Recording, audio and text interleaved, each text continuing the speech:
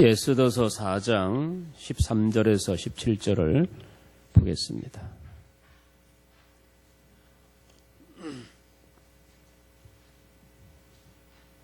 자, 찾으셨으면 우리 같이 읽습니다. 모르드게가 그를 시켜 에스더에게 회답하되 너는 왕궁에 있으니 모든 유다인 중에 홀로 목숨을 건지리라 생각하지 말라. 이때에 내가 만일 잠잠하여 말이 없으면 유다인은 다른 데로 말미암아 노임과 구원을 얻으려니와 너와 내 아버지 집은 멸망하리라. 네가 왕후의 자리를 얻은 것이 이 때를 위함이 아닌지 누가 알겠느냐 하니 에스더가 모르드게에게 회답하여 이르되 당신은 가서 수산에 있는 유다인을 다 모으고 밤낮 3일을 먹지도 말고 마시지도 마소서. 나도 나의 시녀들과 더불어 이렇게 금식한 후에 규례를 어기고 왕에게 나아가리니 죽으면 죽으리이다 하니라. 모르드게가 가서 에스더가 명한 대로 다 행하니라. 아멘. 오늘 말씀의 주제를 주보에 보면 나와 있으니까 한번 살펴보시기 바랍니다. 우리 말씀을 나누는 자리에 있죠. 우리 한번 같이 읽어볼까요? 복음 전파는 세상을 구원할 유일한 방법이다. 그러므로 그리스도인들은 복음 전하는 일에 잠잠해서는 안 된다. 전에 파라과이 대통령 니카노로 두아트레라는 분이 계셨는데 2003년도에 대통령에 재임했던 분입니다. 이분과 그리고 그의 아내였던 마리아 글로리아 여사는 아주 독실한 크리스찬이었다고 합니다. 파라과이는 전통적으로 카톨릭 국가입니다. 개신교도 그래서 우리 개신교도 비율은 4%밖에 되지 않는다 그래요.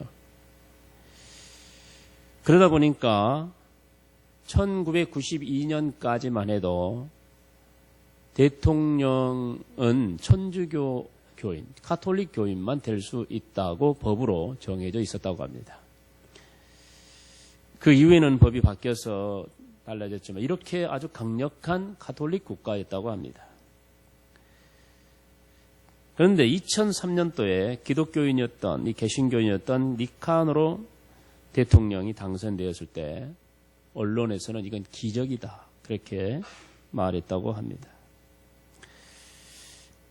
이렇게 영부인의 삶이 시작된 마리아 여사는 성경을 읽는 중에 왕후가 된 것이 네가 왕후가 된 것이 이 때를 위함이 아니냐라는 모르드게가 에스더에게 한 이 말씀을 깊이 묵상하면서 내가 오늘 이러한 파라과이의 대통령의 부인, 영부인이 된 것은 바로 복음을 전하기 위하여 하나님이 나를 여기 세웠다.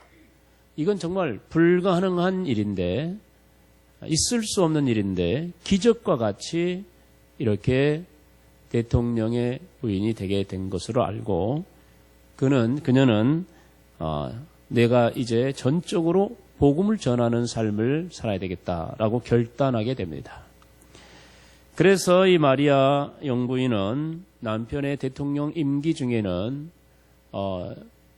전 국가적으로 기독교 정신을 바탕으로 한 소외 계층과 빈민들을 위한 프로그램, 그들을 구제하고자 하는 프로그램을 만들어 운영을 했고, 그리고 대통령 임기가 끝난 후에는 자택을 개방해서 전도하고 제자 훈련을 하는 일에 아주 꾸준히 진행을 했고, 그리고 기독교가 낙후된 그런 여러 나라들을 방문하면서 자기의 삶을 간증을 하면서 주님을 전파했다고 합니다. 특히 우리나라의 새벽 기도와 또 그로 인한 큰 부흥을 보면서 도전을 받았고 그것을 파라과이 교회에 접목을 시키는 일에 힘썼다고 합니다.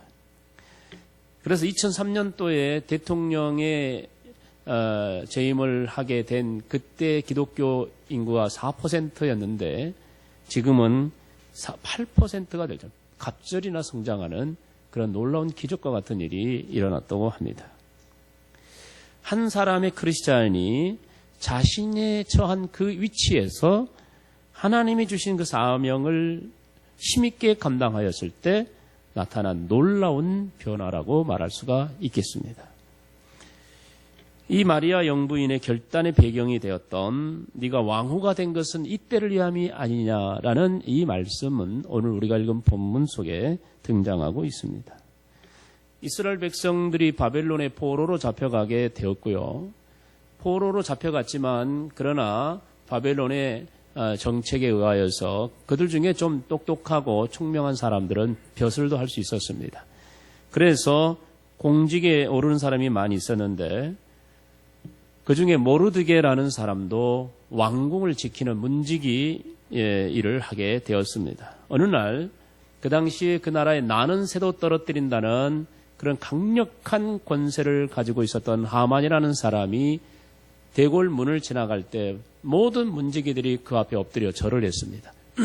마치 임금이 지나가는 것 할 때 한 것처럼 그렇게 엎드려 절을 했는데 딱 한 사람, 이 모르드게는 딱 서서 절을 하지 않는 거였습니다. 그러니까 하만이 너무나 화가 났어요. 자기가 왕이면 국법에 의해서 처단했겠지만 왕도 아닌데 자기한테 절 안 했다고 어떻게 할 수 없잖아요.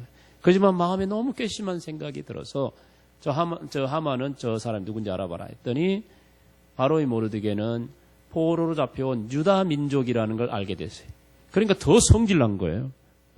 이 포로 주제에 그러면서 안 되겠다 해가지고 모든 나라에 있는 모든 유다인들을 한날 한시에 다 죽여야 되겠다. 그렇게 계획을 세우고 왕의 재가를 얻어서 온 나라에 공문을 보내가지고 날짜를 정해요. 12월 13일 날을 다 죽이자. 이렇게 해가지고 지금 그 날을 준비하고 있는 그런 상황이 되었습니다.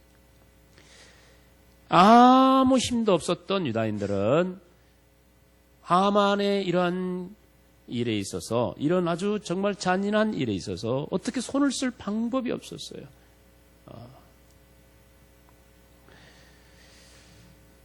이런 유다인이 처한 현실을 우리가 보면서 오늘날 우리들의 영적인 상황도 한번 생각해 볼 수가 있습니다. 오늘날 우리의 영적인 세계를 가만히 들여다보면 이 하만은 바로 마귀와 같다. 이 사탄과 같은 존재라는 걸 알 수가 있고요. 그리고 위기에 처한 유다인은 바로 마귀의 권세 안에서 지금 멸망의 위기 가운데 처해 있는 바로 이 세상의 수많은 죄인들의 모습임을 알 수가 있습니다. 이 세상의 수많은 사람들은요, 겉보기에는 천사 같고 멋지게 보여도요, 영적으로 들여다보면요, 다 마귀에게 붙잡혀 살고 있습니다. 마귀의 권세 아래 있습니다. 마귀의 종이 되어 살고 있습니다. 그래서 마귀가 죄를 지으라면 죄를 짓고요, 화내라 그러면 화내고요, 미워하라면 미워하고요, 도둑질하면 도둑질하고요, 욕심, 탐욕, 남의 것 훔쳐라면 훔쳐고요, 사기치라면 사기치고요. 이 세상에는요, 온갖 부정과 불법들이 자행하고 있습니다. 이 모든 것들은요, 마귀의 권세 아래 있는 사람들이 그 마귀의 이 억압에서 끌려다니면서 짓는 죄의 모습이에요.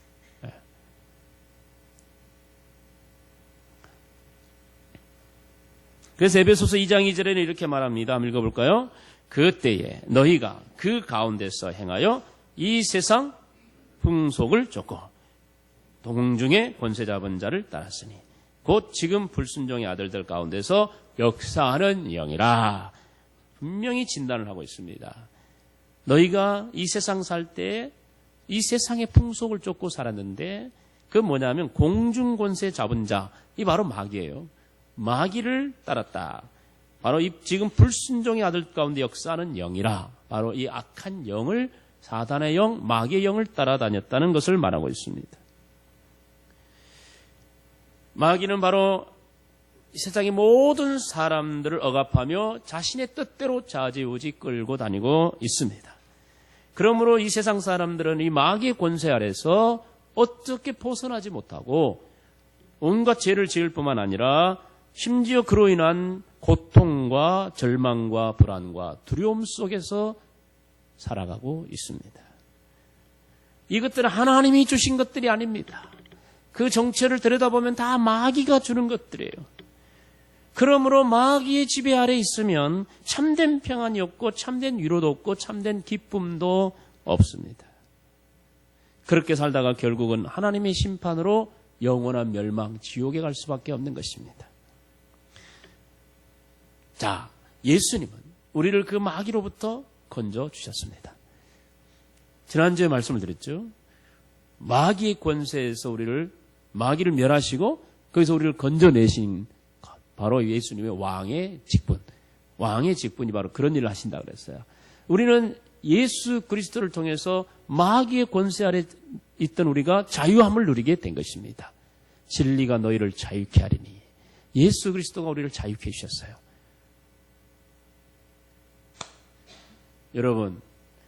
여러분은 지금 마귀 아래 있습니까? 예수님 안에 있습니까? 마귀의 종입니까? 예수님의 자녀입니까? 확실합니까? 확실합니까?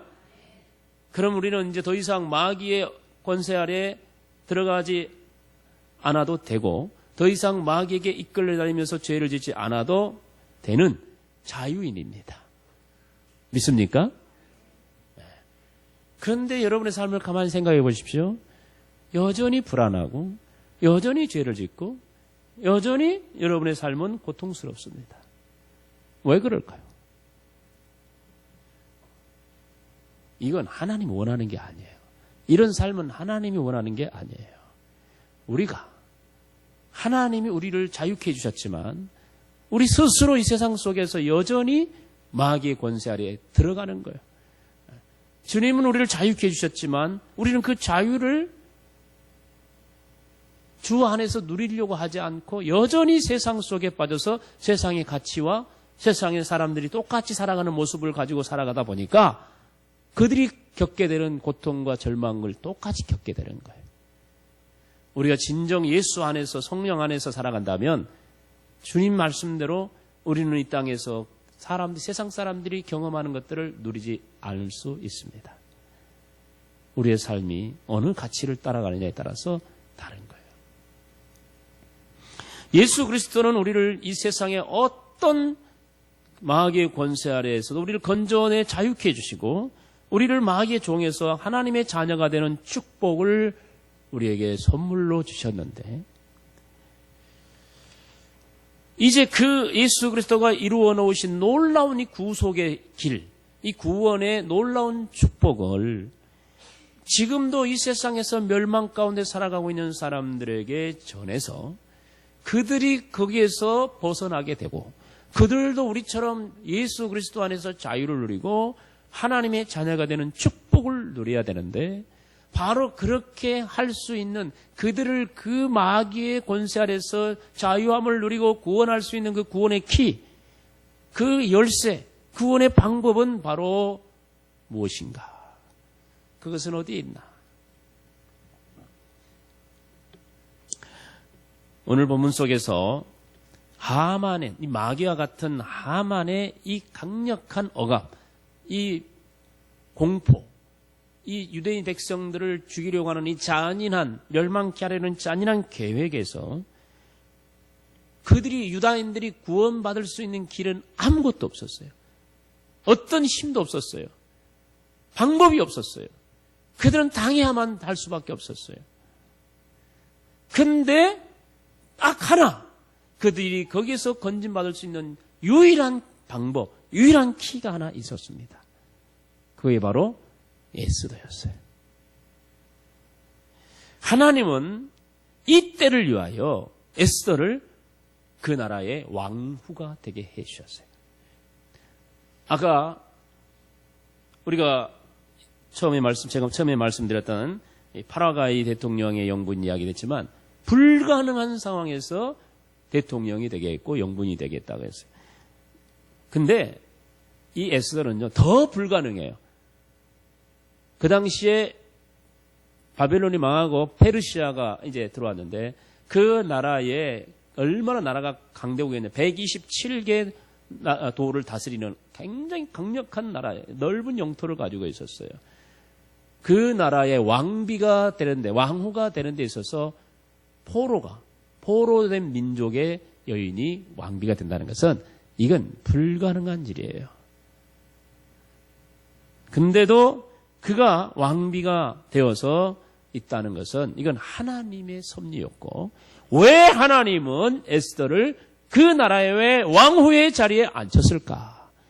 하나님은 내일을 내다보고 하나님은 모든 것을 다 아시는 분이기 때문에 앞으로 하만에 의해서 유다 백성들이 당할 그 고통을 알기 때문에 에스더를 미리 그 상황에서 유다 백성 구원할 키로 에스더를 왕후의 자리에 앉혀놓은 것입니다. 이것은 하나님의 섭리, 내일을 내다보는 하나님의 섭리의 한 방편이었습니다. 그러므로 에스더만이 유일하게 그 유다 민족을 하만의 권세로부터 구원할 수 있는 유일한 키가 된 것입니다. 그런데 에스더가 그 당시에 처해 있는 상황은 만만치가 않았습니다. 그 페르시아의 궁궐 예법에 보면은 왕후라 할지라도 그 누구더라도 왕이 허락하지 않았을 때 왕 앞에 나오면 그는 그 자리에서 직결 처형됐습니다. 그 당시에 엄청 암살이 심했기 때문에 그랬겠죠. 왕이 허락한 사람 아니면 그 자리에서 처형을 당했어요. 근데 그때 왕이 좀 왕후에 대해서 실정이 났는지 모르겠어요. 한 달 동안이나 왕후를 찾지 않았어요. 그러니까 왕후의 입장에서는 내 남편이 나를 한 달 동안도 찾지 않았어. 나를 지금 싫어하고 있는지 잊어버렸는지 미워하고 있는지 모르겠단 말이에요. 이런 상황에서 내가 왕 앞에 얼굴을 딱 내밀고 나가면 왕이 저 괘씸한 년 같은 이라고 찾지도 않은데 왔어. 그러면서 그냥 거절해버리면 그 자리에서 죽어야 돼. 왕후도 소용없어. 지금 왕의 마음이 어떤 마음인지 몰라. 한 달 동안은 안 찾았다니까. 여러분 남편이 한 달 동안 여러분의 얼굴을 찾지 않는다고 생각해 보세요. 그건 참 남편이 나를 싫어한다고 생각하지 않겠어요? 지금 왕이 어떤 마음인지 몰라. 분명히 좀 좋아하는 건 아닌 것 같아요. 좋아하면 맨날 찾아오겠지만. 그러니 왕후인 에스더의 마음이 불안할 수밖에 없어요. 이런 상황에서 왕이 찾지도 않는데 지금 유다 민족은 지금 곧 위기에 처해 있고 어떻게 하겠어요? 자기가 가야 되는데 가면 왕이 어떻게 할지 몰라. 그러니까 에스더는 여기서 선택을 해야만 되었습니다. 내가 내 목숨 살리고자 왕 앞에 가지 않고 내가 유다 민족이라는 거 다 감추고 그냥 왕궁에서 편하게 살면 돼. 자기 민족은 죽든 말든 그렇게 할 수 있어요. 내가 잠잠하면 가만히 있어버리면 나는 살 수 있어. 그러나 내가 내 목숨 걸고 왕 앞에 나가자. 왕이 나를 죽이면 죽이고 죽고 혹시라도 하나님이 긍휼히 여기셔서 왕이 나를 받아주면 구원의 길은 열리고 자기 민족은 살 수 있기 때문에 내가 민족을 살리기 위해서 목숨 걸고 왕 앞에 나갈 거냐? 아니면 나 하나의 안위를 위해서 나 혼자 왕궁에서 그냥 편하게 살기 위해서 모른 체하고 잠잠할 것이냐? 두 개 중에 하나를 선택해야만 되었습니다. 여러분, 자신보다 다른 사람을 먼저 생각한다는 것, 자신의 이익보다 자신의 희생을 먼저 생각한다는 것, 자신의 목숨보다도 다른 사람의 목숨을 먼저 생각한다는 것, 여러분, 이거요, 생각보다 쉽지 않습니다. 여러분 자신들 한번 생각해 보세요. 다 팔이 안으로 굽는다잖아요. 내가 먼저고, 내 자식이 먼저고, 내 남편이 먼저고, 내 가족이 먼저예요. 다른 사람은요, 그 다음이에요. 근데 다른 사람을 위해서 내 것을 내어놓고 희생한다는 거, 내 목숨까지 내놓는다는 거, 내 돈 다 내놓는 거, 이건요. 그런 사람을 보면 박수치고, 야, 또 저런 사람이 있냐? 정말 착한 사람이다, 의로운 사람이다 하지만 당신 할 수 있어? 그러면 나는 못해. 예, 쉽지 않은 일이에요. 그래서 우리 예수님마저도 인류를 죄에서 구원하기 위해서는 자신의 목숨을 제물로 바쳐야만 되는데 이것이 쉽지가 않았어요. 그것을 위해서 오신 예수님이었지만 실제로 자신의 목숨을 내어놓는 그 상황이 닥쳤을 때는 이게요 쉽지가 않았어요. 그래서 예수님도 많이 망설였고요. 많이 갈등하셨어요. 인류를 살리기 위해서 내가 죽는 길을 가느냐, 아니면 내가 살기 위해서 인류의 구원을 포기할 거냐. 이 부분에 대해서 예수님의 갈등이 있었고, 예수님은 결국은 자신의 뜻을 내려놓고 하나님의 뜻을 따라서 그 길을 가게 되므로 우리 인류의 구원, 우리의 구원이 이루어지지 않았습니까? 그래서 갈라디아서 1장 14절에는 이 말씀을 이렇게 정리하고 있어요. 한번 같이 읽어보죠. 그리스도께서 하나님 곧 우리 아버지의 뜻을 따라 이 악한 세대에서 우리를 건지시려고 우리 죄를 대속하기 위하여 자기 몸을 주셨다. 아버지의 뜻을 따라갔습니다. 그래서 우리를 약한 세대에서 건지려고 우리를 죄에서 대속하기 자기 몸을 주셨다. 바로 예수님께서는 아버지의 뜻을 따라 가기로 결단을 내렸던 것입니다. 에스더도 갈등했습니다. 주저했습니다. 그래서 자기 사촌인 모르드게에게 나 아무래도 안 되겠어요. 지금 내가 왕 앞에 가면 죽을 수도 있는데 이거 어떻게 해야 돼요? 주저하고 있었어요. 그때 모르드게가 에스더에게 아주 도전적인 메시지를 전해줍니다. 그 메시지가 오늘 읽은 13절, 14절. 다시 한번 같이 읽어봅시다. 모르드게가 그를 시켜 에스더에게 회답하되 너는 왕궁에 있으니 모든 유다인 중에 홀로 목숨을 건지리라 생각하지 말라. 이때에 네가 만일 잠잠하여 말이 없으면 유다인은 다른 데로 말미암아 노임과 구원을 얻으려니와 너와 내 아버지 집은 멸망하리라. 네가 왕후의 자리를 얻은 것이 이때를 위함이 아닌지 누가 알겠느냐 하니. 아주 이 메시지는 강력한 메시지예요. 한마디로 하나님은 바로 오늘 이 일을 위하여 너를 그 자리에 세웠다. 바로 이때를 위해서 너를 세웠다는 거예요. 근데 네가 잠잠해버리면 우리 민족은 하나님이 다른 방법으로라도 살려주겠지만 너는 멸망을 당할 것이다. 왜? 하나님의 뜻을 저버렸으니까. 하나님이 이때를 위하여 거기 세웠는데 네가 이때를 외면해버린다면 하나님이 너를 그대로 두겠느냐는 거지. 결국은 이 강력한 메시지에 에스더는 자신의 목숨을 희생해서라도 민족을 살리기는 길을 선택합니다. 그래서 에스더는 3일간 온 유대 백성들과 함께 금식기도 한 후에 내가 죽으면 죽으리라. 아주 유명한 말이죠. 내가 죽으면 죽으리라. 결단하고 담대하게 왕 앞에 나갑니다. 그리고 그 다음 이야기 너무 잘 아시잖아요. 하나님이 에스더를 통해서 하만을 처단하고 유다 민족을 온전히 구원해 주십니다. 에스더에게 도전을 준 모르드게의 메시지는 오늘날 우리를 향한 하나님의 메시지라는 사실을 우리는 잊지 말아야 합니다. 교회 밖에서는 지금도 하만과 같은 악한 마귀의 계략에 빠져 죄를 범하고 온갖 삶의 고통과 절망과 온갖 슬픔과 세상의 미움과 증오와 분쟁과 갈등 속에서 살아가고 있는 사람들이 얼마나 많은지 모릅니다. 우리가 그들을 외면해버리고 나는 예수 믿고 구원받았으니까 괜찮아. 그들이 이제 어떻게 되든 지옥 가든 상관없어 라고 우리가 그들을 외면해버린다면 이것은 우리를 향한, 우리를 구원한 하나님의 뜻을 저버리는 거예요. 하만으로부터 유대인을 구원할 키가 에스더였다면 이제 세상을 마귀로부터 구원할 키는 바로 누굽니까? 먼저 믿은 저와 여러분인 줄 믿습니다. 이것에 대해서 성경은 곳곳에서 계속 말씀하고 있어요. 성경 몇 구절 우리가 한번 찾아볼 텐데 한번 보시기 바랍니다. 마가복음 16장 15, 16절 화면을 보고 읽어보십시다. 또 이르시되 너희는 온 천하에 다니며 만민에게 복음을 전파하라. 믿고 세례를 받는 사람은 구원을 얻을 것이요 믿지 않는 사람은 정죄를 받으리라. 자, 또 이르시되 너희는 누구예요?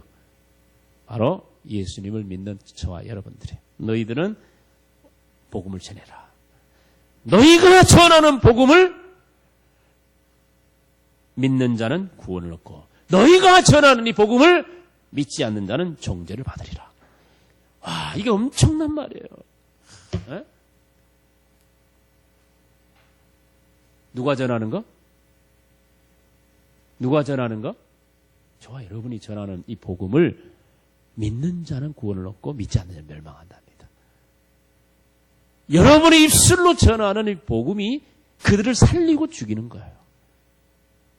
그 권세가 바로 우리에게 있어요. 사도행전 26장 17, 18 다시 한번 봅니다. 이스라엘과 이방인들에게 내가 너를 구원하여 그들에게 보내요. 여기 보십시다. 내가 너를 구원했습니다. 하나님이 내가 너를 구원했다.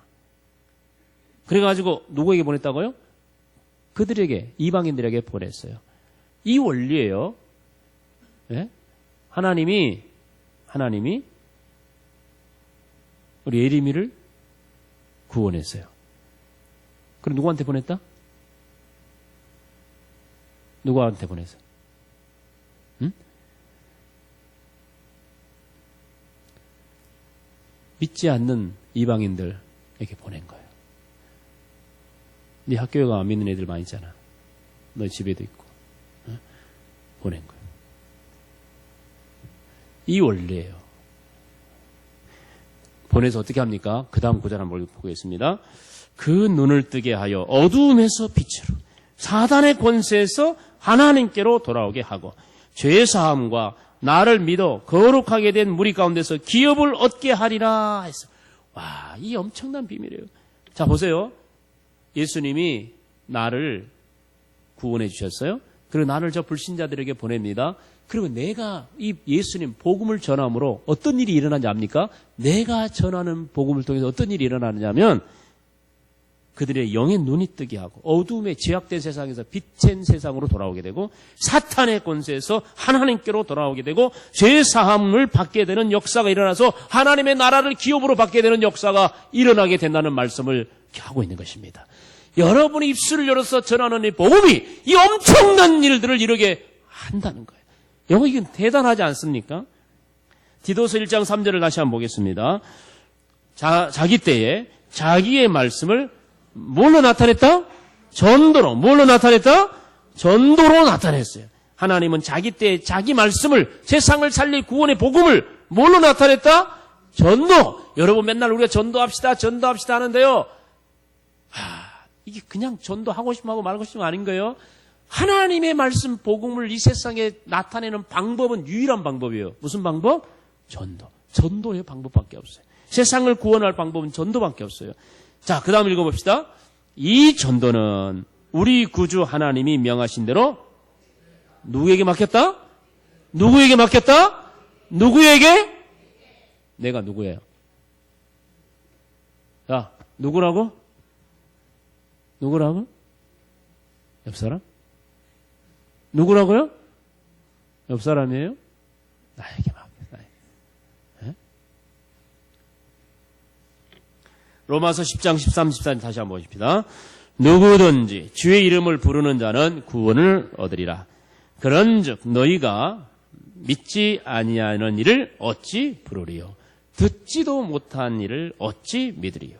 전파하는 자가 없이 어찌 들으리요? 자, 이거 보십시다. 구원의 순서입니다. 예수님의 이름을 부르는 자가 구원받습니다. 예수님의 이름을 부르면 예수님 믿습니다 하면 예수님 이름을 부르면 구원받습니다.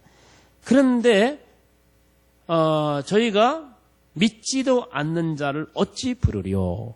예수를 믿지도 않는데 왜 예수님을 찾겠느냐는 거예요. 그러면서 하는 말이 듣지도 못하는데 어떻게 믿을 수 있겠느냐. 네? 듣지 못하는데 어떻게 믿겠느냐. 그리고 더 한마디 나가서 전하는 자가 없는데 어떻게 들을 수 있겠느냐. 거꾸로 해보십시다. 제가 한전사한테 복음을 전했습니다. 전했어요? 그 한전사가 복음을 들었어요? 안 들었어요?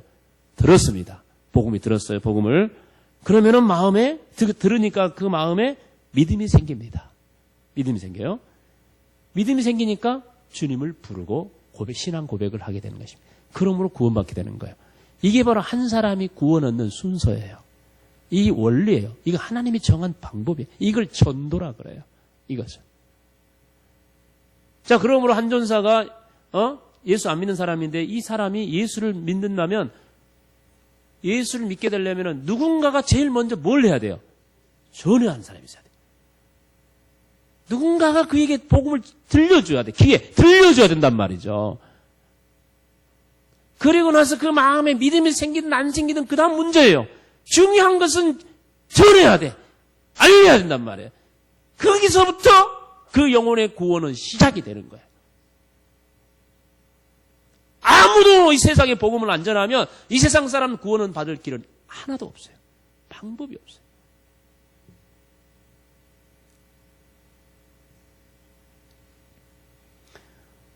이렇게 생각할 때 내가 입을 열어서 예수님을 전한다는 이것이 얼마나 중요한가.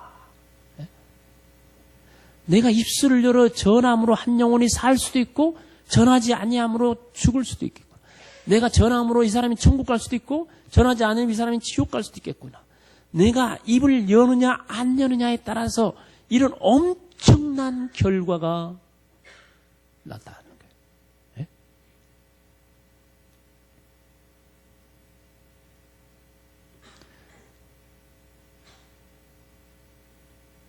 누군가를 만났어요. 길에서.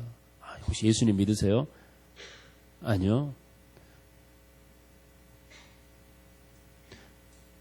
제가 지난주에 우리 교회 전도하러 갔을 때 늘푸른 공원에서 애들 데리고 나온 한 아줌마를 만났는데 앉아가지고 이런저런 이야기를 하는데 예수님에 대한 이야기를 들어보았냐 그러니까 한 번도 들어본 적이 없대요. 요즘 세상에도 그런 사람이 있는 거 좀 깜짝 놀랐어요. 누가 교회에 가자는 이야기는 많이 들었대요. 근데 예수님이 누군가에 대해서 들어본 적이 없다는 거예요. 그 사람은 구원받을 수 있어요, 없어요? 절대 없습니다. 모르는데 어떻게 믿을 수 있겠어요? 들어보지 않았는데 어떻게 믿을 수 있겠어요? 제가 그때 입을 꼭 다물고 옆에 교회 다니는 사람이 있으면 좀 물어보세요. 이렇게 하고 가버리고.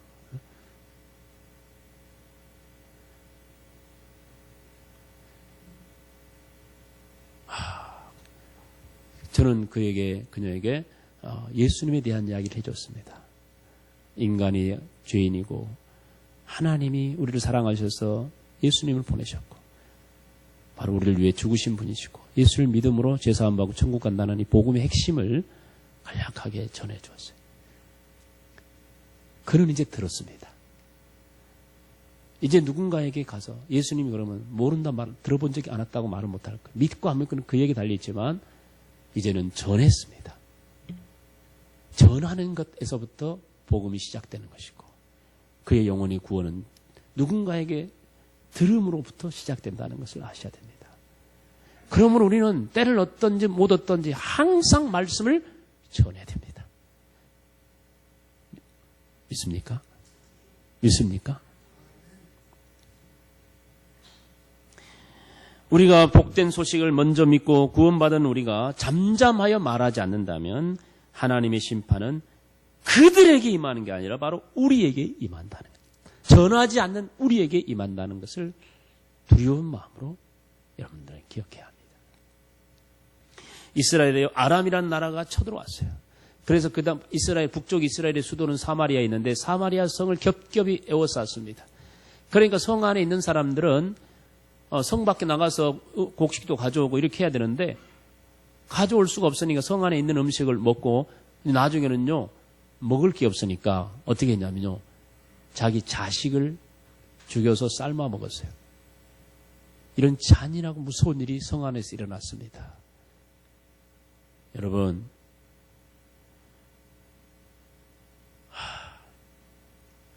사마리아 성 안에요 자식을 잡아먹는 비참한 일이 일어났어요.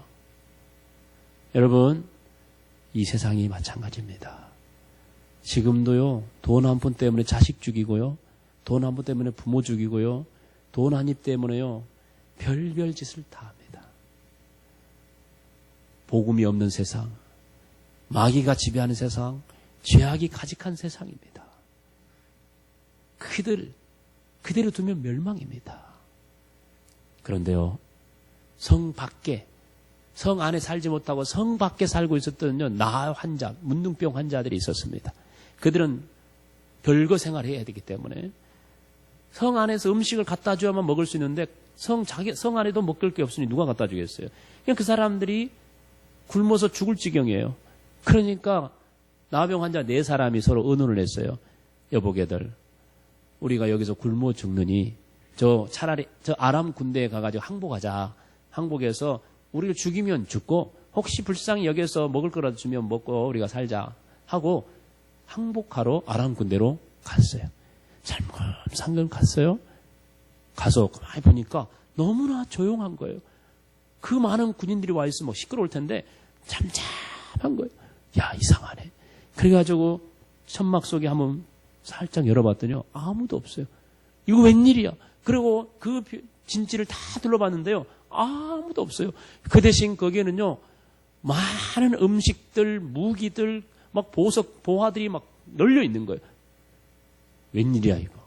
하나님이요, 그 아람 군대에게 큰 군대 소리가 쳐들어오는 소리를 들리게 해가지고 혼비백산에서 도망치게 만들어.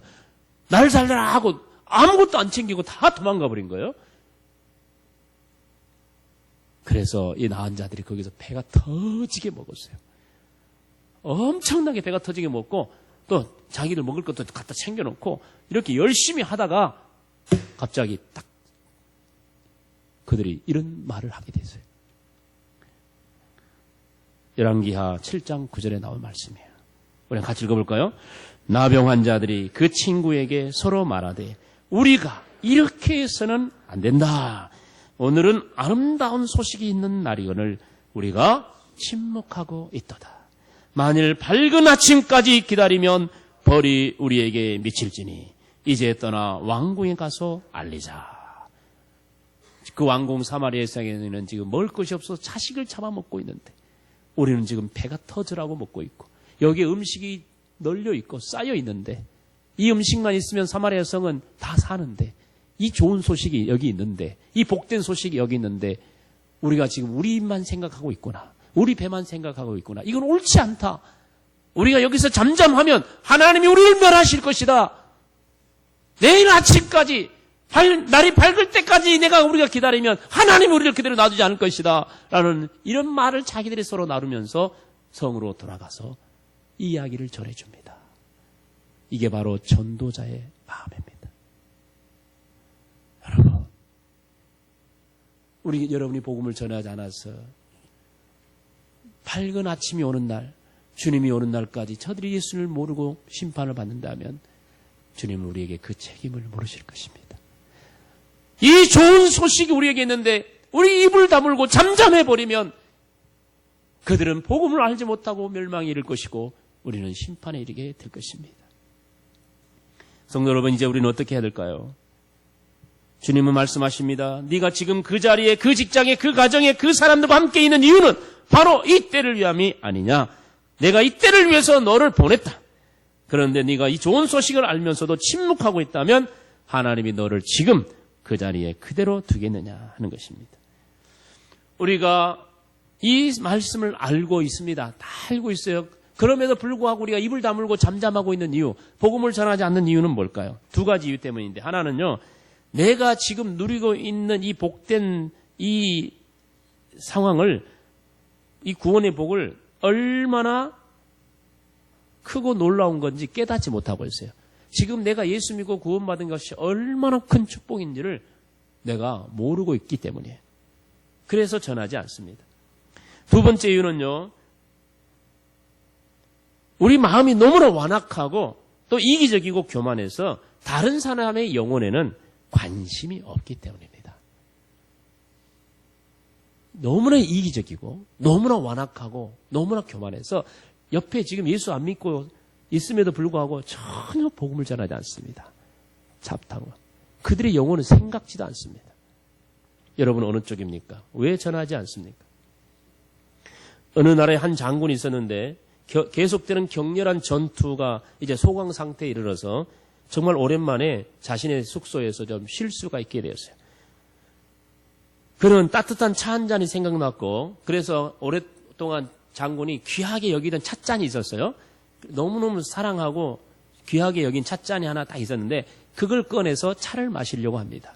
그런데 뜨거운 물을 붓다가 잘못해서 이 찻잔이 미끄러져 가지고 탁 땅에 떨어질 뻔했어요. 그때 불이 또 다른 한 손으로 붙잡아서 다행히 깨지는 않았어요. 순간 장군의 마음이 철렁 내려앉아. 이게 깨지면 어떻게 하나. 난 너무나 가슴이 철렁 내려앉게 되었어요. 그 순간 장군은요. 자기의 그 모습을 생각하면서 놀라지 않을 수가 없었습니다. 왜냐하면요. 전쟁터에서는요. 자기가 아끼는 군사들이요. 여기저기서 쓰러져 죽어가도요. 한 번도 가슴이 철렁 내려앉아 본 적이 없었어요. 근데 내가 이 찻잔 하나 깨질까 봐서 내 마음이 철렁 내려앉는 그런 자기의 모습을 보면서 야, 내가 이런 인간이었나. 내가 이래도 장군이라고 말할 수 있겠나.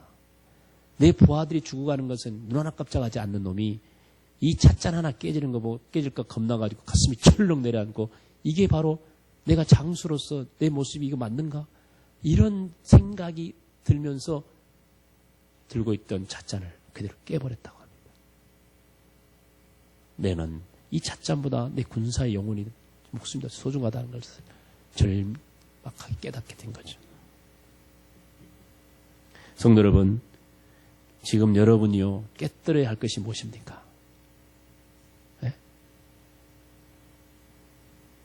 여러분 주변에 영혼들은 죽어가고 있는데 여러분이 무엇이 그렇게 소중한 게 있어서 그거 붙잡고 있느냐라고 영혼의 소중함을 알지 못하고 전하지 못하고 있지 않습니까? 왜 잠잠하고 있습니까? 하나님이 여러분에게 영혼을 많이 붙여주고 있는데도 왜 입을 열어서 주님을 전하지 못하고 있습니까? 여러분 이제 일어나야 합니다. 에스더처럼 죽으면 죽으리라 결단하고 나아가야 합니다. 이제 우리는 10월 16일과 23일 2주간에 걸쳐서 행복나눔 축제를 하고 우리의 베스트들을 초청하고 우리 주변의 많은 불신자들에게 예수님을 전하기를 원합니다. 그들을 주 앞에 초청합니다. 우리는 최선을 다합시다. 잠잠하지 맙시다. 우리는 무엇이 중요한지 다시 한번 깨닫는 기회가 되기를 바랍니다. 여러분 예수님을 전할 자신이 없으면 무조건 와 뭐라고 해보십시오. 무조건 교회로 한번 데려오십시오. 그러면 복음이 전해지게 될 것입니다. 여러분 입술을 열어서 전하지 못하면 데리고만 오세요. 데리고만. 그래서 잠잠하지 않음으로 하나님의 심판을 받는 자가 아니라 잠잠하지 않고 말하고 전하여 우리의 사명을 다하는 사랑하는 우리 한민교회 성도들 되시기를 주의 이름으로 축원합니다. 우리 함께 기도하십시다. 우리 말씀을 기억하면서 합심해서 함께 기도합니다. 주여 하나님 아버지